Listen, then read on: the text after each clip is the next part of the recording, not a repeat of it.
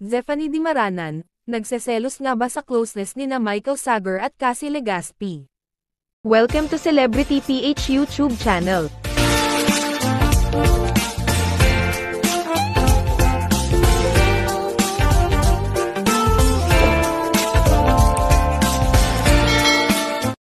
Hindi nakaligtas ang singer-actress na si Zephanie sa tanong ng batikang TV host na si Tito Boy Abunda.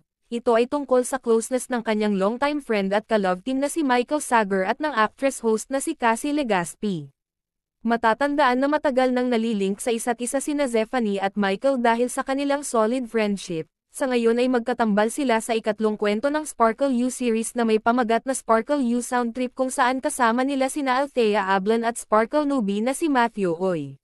Samantala, magkasama din ngayon sa noontime show na Tahan ng Pinakamasaya sina Michael at Cassie, magka-partner pa ang dalawa sa special edition ng Dancing Duo Double-Double na isa sa segment ng programa. Dahil dito, madalas na ring makita online ang dancing videos nina Michael at Cassie. Kaugnay nito, tinanong ni Tito Boy si Zephanie nang mag-guest ito sa Fast Talk with Boy Abunda tungkol dito. Sagot naman ni Zephanie na wala naman daw siyang nararamdamang selos dahil kapag nakikita daw niya ang dalawa ay parang katulad lang din daw ito sa relationship nila ni Michael, ang nakikita daw niya ay genuine friendship.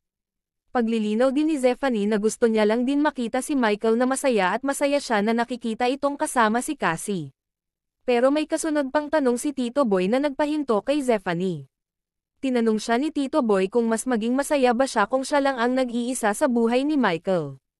Saglit na napahinto si Zephanie at tumawa na mukhang nahihirapan sa isasagot. Ipinaliwanag niyang, masaya siya kapag nakita niyang masaya si Michael.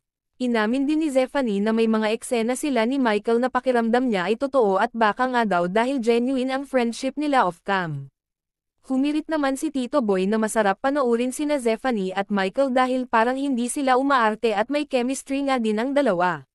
Sa ngayon, wala din namang kumpirmasyon mula sa panig ni na Michael or Cassie ang nagsasalita patungkol sa kanilang dalawa. Kung may namumuo din bang special relationship or talagang magkaibigan lang sila.